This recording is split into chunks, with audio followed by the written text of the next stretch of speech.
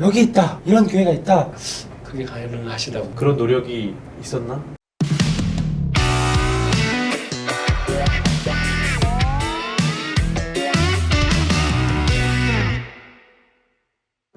한 번 사는 인생 제대로 살 시간도 부족합니다. 예수도 모를 당신의 신앙생활. 안녕하세요, 예배의 함입니다. 안녕하세요, 스타로드입니다. 예레미야 킴입니다.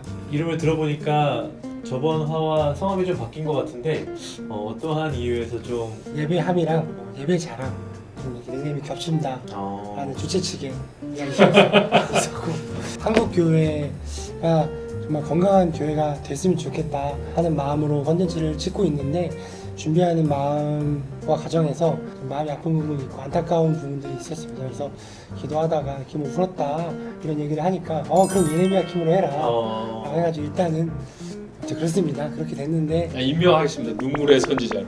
제가 눈물의 선지자. 감히 예레미야 그렇지만 닉네임이라도 조금 과분하지만 예레미야 킴이라고 저희 의도와 상관없이 제작진이 그 마음을 이어서 한국교회에 향한 마음을 이번에 나눠보고자 하는데요. 대주제는 이겁니다. 한국교회 이대로 괜찮은가?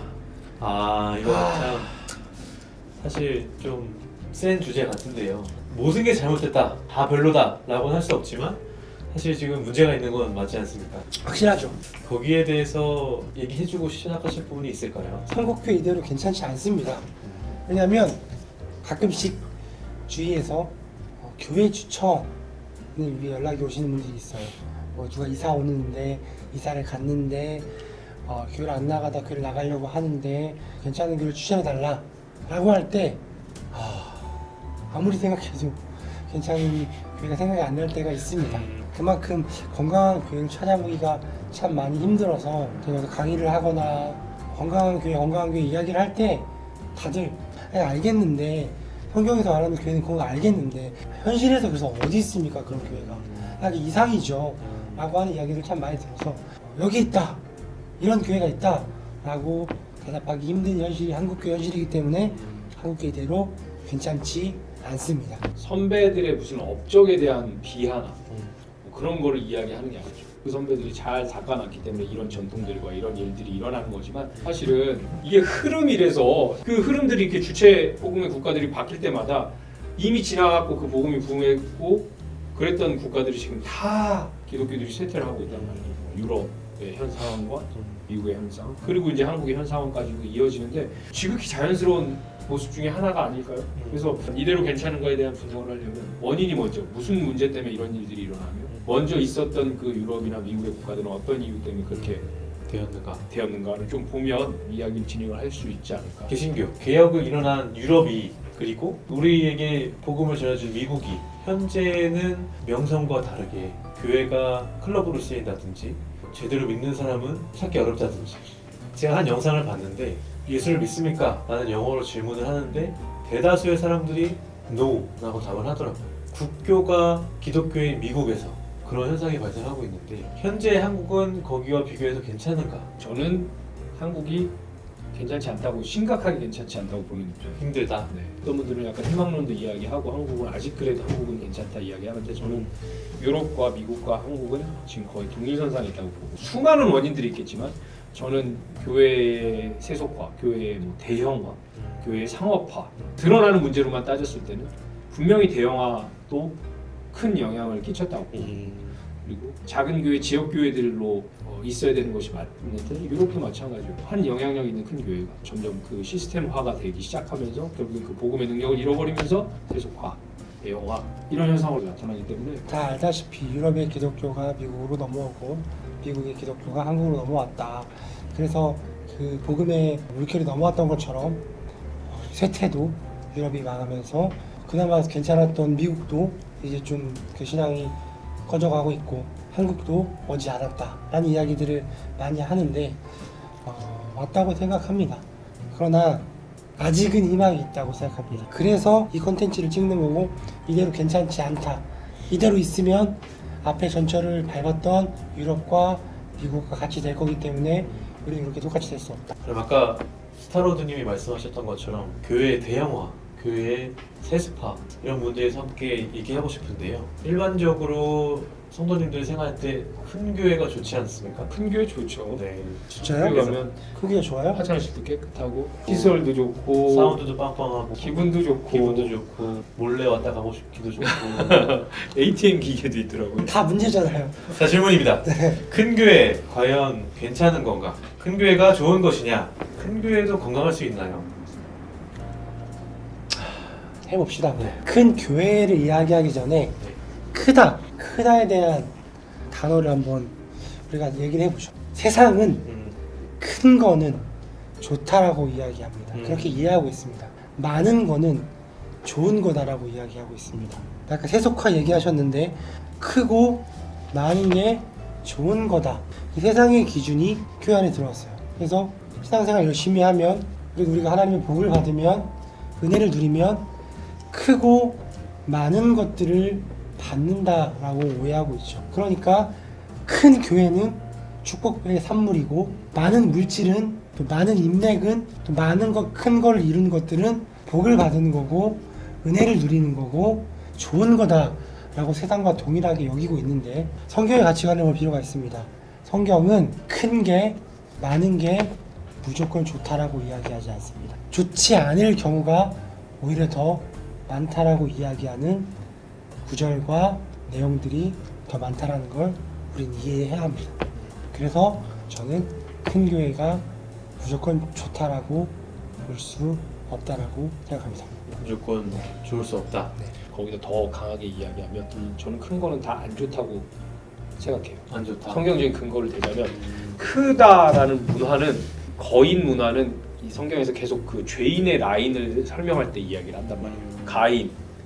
가인이 도시를 만들고 성을 만들고 그들의 후손들이 네피림이라는 거인들이 용사들이고 그래서 제자들이 크고자 했고 부모를 다 버리고 이 고생을 하면서 예수님을 따랐는데 제자리는 어디입니까? 누가 더 크니까 이렇게 얘기했을 때 예수님이 했던 얘기가 핵심 포인트죠. 어린아이 하나를 불러서 작은 자가 그 반대점을 이야기하는 거잖아요. 이건 지금 하나님의 문화가 아니라는 뜻이에요. 하나님의 나라는 이 거인 문화에 대한 반대 대척점에 있는 것을 설명하기 위해서 뭐 그것도 문자적으로 해석하시는 분들은 어린아이가 순수하게 천국 간다 뭐 이렇게 해석을 하는 건 나쁜 건 아닙니다. 하지만 예수님께서 얘기하고 싶었던 건 그거죠. 진짜 이 문화 반대의 문화 아벨의 이 라인 하나님의 라인에 있는 문화들은 다른 거잖아요. 사실 이게 인본주의가 들어와서 그런 거예요. 진화론적 측면에서 약육 강식인 거잖아요. 그러니까 똑같은 해석을 하고 있는 거예요. 잘 되면 잘생겨지고 건강해지고 세상적인 인본적인 사고와 가치관이라는 거죠. 그렇다면 그렇게 해석한다면 우리 안에 그런 가치관이 있으니까 목사님이 뭐 잘생기든 키가 크든지 분명히 저 사람은 잘했으니까 저렇게 잘 되는 거야. 사람이 많이 모인다. 교회가 대형화된다. 뭐 어떤 목사님 되게 막 고생을 하고 있다면 뭔가 잘못했기 때문에 능력이 없기 때문에 복을 못 받았기 축복을 못 받았기 때문에 이런 가치관으로 봤을 때 그건 분명히 인본주의인 것이고 성경적인 해석은 아니라는 거죠. 물론 한 타이밍에서는 하나님이 그에게 복을 주셔서 그렇게 쓸 수도 있겠으나 그렇죠. 그것이 계속 유지된다는 것은 저는 아예 성경적인 가치관과 반대라고 생각합니다. 저도 뭐 같은 맥락인데 맞아요. 사실 좀 더 강하게 얘기하면 큰 거는 좋지 않다라고 저도 개인적으로 보는 입장인데 조심스럽게 않을 수도 있다라고 말씀드렸던 이유는 달란트의 비유예요. 1달란트 받은 자와 5달란트 받은 자와 10달란트 받은 자가 있을 때 누가 좋고 나쁘고가 없거든요. 그래서 큰 자도 있고 작은 자도 있는데 세상은 작은 자를 큰 자보다 낮게 여긴단 말이에요. 그리고 더 뭔가 이렇게 열세하게 보고 근데 그게 아니라는 거죠. 그 문화가 기독교까지 들어와서 교회 안에까지 들어와 있는데 그 의미에서 큰 게 무조건 좋지 않을 수 있다고 얘기하는 거예요. 크나 작으나는 중요하지 않다라는 거죠. 저는 달란트 비유를 그렇게 해석하지 않습니다. 달란트 비유를 그렇게 갖다 대면 큰 거를 정당화하는데 안 좋은 도구로 사용할 수 있기 때문에 맞아요. 저는 그 부분을 반대하고 달란트는 능력을 줬다고 생각하지 않기 때문에 이렇게 따지면 그걸 그렇게 해석한다면 맞아요. 10달란트가 그 능력이라고 생각한다면 이 사람의 키, 이 사람의 돈, 이 사람의 학식이라고 생각하고 1달란트는 이 사람의 키, 돈, 학에서 이게 좀 부족하게 하나님이 거기에 줘서 거기에 맞게 사용했다고 생각한다면 이게 정당화될 수가 있단 말이에요. 이거 하나님이 주신 건데 내가 이걸 근데 저는 그렇게 생각하진 않고 그거는 하나님이 주신 거랑은 상관이 없다고 생각해요. 그렇게 된다면 불공평한 삶이 뭐 죄나 장애나 이런 것들에 대해서 해석이 성경적으로 불가능해지기 때문에 저는 그렇게 보지는 않고 그래서 저는 아까도 강력하게 이야기했던 게 아예 조금 더 과장을 하자면 내가 그 365일 큰 거를 추구하고 많은 것을 추구한다면 이거는 잘못됐다고 생각해요. 많은 것들을 추구하는 건 무조건 잘못됐죠. 그러나 많이 주신 것은 잘못된 게 아니라는 얘기한 거죠. 거기서도 또 분화시킨다면 나눠야겠죠. 아 그건 당연한 거죠. 그렇죠. 그 많은 그래서 아까 것을 제가- 정당화시키지 않고 나는 받았으니까 어느 정도만 쓰면 좋은 일에 쓰고 좋은 교회에 쓰면 나는 이 많은 것을 계속 누려도 된다라는 그건 무조건 잘못된 거죠. 인식을 이야기하는 거죠. 근데 이건 아까 얘기했을 때 주신 것들이 큰 게 잘못됐다라고 보는 거는 저는 조금 힘든 부분. 주신 것들을 큰 게 잘못됐다고 이야기하는 게 아니라 달란트라는 것을 능력으로 해석하지 않는다는 거. 능력으로 해석해도 문제가 될 게 있을까요? 그러면 방금 얘기한 것처럼 정당화가 되니까 어떤 정도가? 커지는 거에 나쁘지 않다. 하나님이 주셨으니까 나는 큰 교회로서 그런 일들이 있잖아요. 대형 교회가 해야 되는 역할이 있다. 그럼 그거를 정당화할 수 있는 구절로 사용할 수가 있죠. 나는 많이 받았고 그러니까 나는 이 많이 받은 걸로서 내가 할 수 있는 많은 것으로 할 수 있는 하나님의 일을 하면 된다라는 당위성을 부여하게 되죠. 그 일만 제대로 할 수만 있다면요. 그게 가능하시다고 봅니다. 가능하지가 않죠. 네, 쉽지 않죠. 그렇죠. 그러나 주셨기 때문에 주신 자들이 그것들을 남기기 몸부림쳐야 되는 거 아닐까요? 근데 그 몸부림치는 과정 중에 하나 아까 얘기했듯이 계속 그것들을 가지고 있으려고 하는 게 아니라 나누고 분리하고 작아지는 것이 성경의 가치관이라는 걸 안다면 작아지는 몸부림을 치는 거죠. 그렇죠. 그런 부분에서는 저도 동의를 해요. 왜냐하면 뭐 아리마대 요셉이나 니고데모 같이 많은 것을 가졌지만 예수님을 따랐던 제자들이 있었으니까 그리고 그들이 감당했던 일들이 있었으니까 그 도를 갖고 욥도 시험 겪기 전에 많은 것들을 누리고 있었고 안 그러면은 많이 가진 사람들이 그냥 다 죄인이 돼버리니까 그렇죠. 다 잘못된 게 무조건 돼버리니까 근데 저는 좀 임팩트를 주고 싶어서 오케이. 강력한 얘기를 좀 하고 그럼 싶어요. 저는 완전 그건 동의해요. 사실 저도 그렇게 얘기하고 싶어요.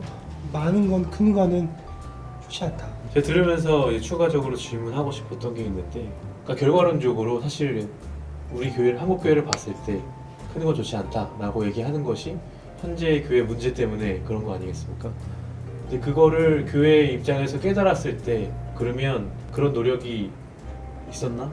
네. 어떤 노력? 그러니까 결과론적으로 봤을 때 지금 잘못된 거를 알았기 때문에 사실 돌이키려는 걸 해야 되지 않나? 요즘은 하죠. 아. 그러나 미미하고요.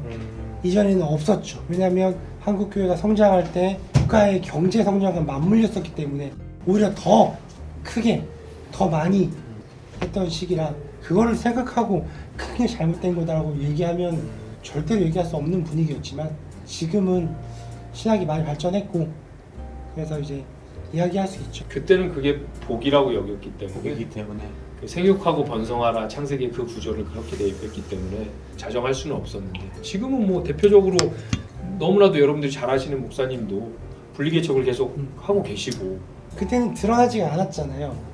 이렇게 과정을 겪었잖아요. 이렇게 성장하는 게 나쁜 건지 모르고 다 겪었고 지금은 그 결론이 뭐냐라고 했을 때 한국교회 타락, 쇠퇴, 유럽의 미국의 기독교와 같은 그 수준을 밟는다. 그리고 배가 불렀다라는 결론을 맞았기 때문에 이제는 이야기할 수 있는 거죠. 크고 많은 게 좋은 게 아니다. 좋은 게 아니다.